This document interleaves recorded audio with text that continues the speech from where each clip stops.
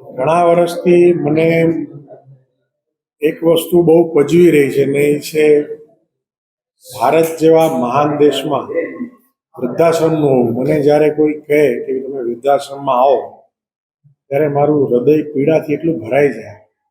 જાઉં પણ છું, અહીંયા રાજકોટમાં પણ મને તેડી જવાના છે વૃદ્ધાશ્રમમાં. કાલે બપોરના સદભાવના ત્યાં તેડી જવાના છું. પણ જાઉં અને બહાર નીકળું ત્યારે ગમગીન અને દુઃખી થઈને જ નીકળું છું.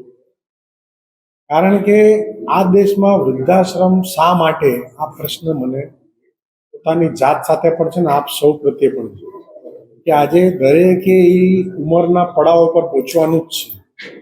શા માટે આજે પોતાના જણેલા સંતાનો કઈ રીતે માતા પિતાને આવી રીતે પોતાનાથી દૂર રાખે છે? જ્યારે હું પૂછવા માંગુ છું કે આપ સૌ જ્યારે નાના હતા, કજિયા કરતા હતા, ત્યારે શું માતા પિતા પણ મૂકી દે? બહુ કજિયા કરે છે, મૂકી આવ, જાઓ બાળ આશ્રમમાં રાખ્યા ને, સાચવ્યા ને.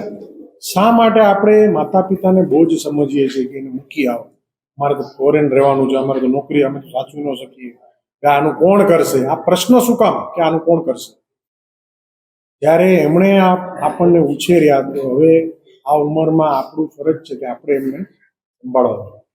એટલે મારું આપ સબના મારફતે આ સરકારને આ વિનંતી છે કે જેમ હમ દો હમારે દો એવો વસ્તીને એક સંતુલિત કરવા માટે કાયદો લાવ્યા હતા, એવો એક કાયદો જરૂર લાવો કે 65 વર્ષની ઉંમરના જે પણ આપણા વયોવૃદ્ધ માતા પિતા છે એમને જે ન રાખે એવા લોકોને ના તો સરકારી નોકરી નહીં આપો, યા એમને જે પણ સુવિધાઓ છે એ ન મળવી જોઈએ.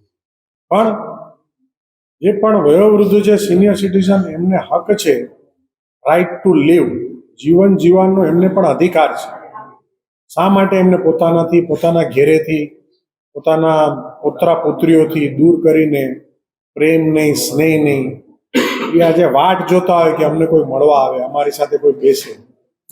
આ યોગ્ય નથી. આની ઉપર સમાજ તરીકે દરેકે વિચાર કરવો.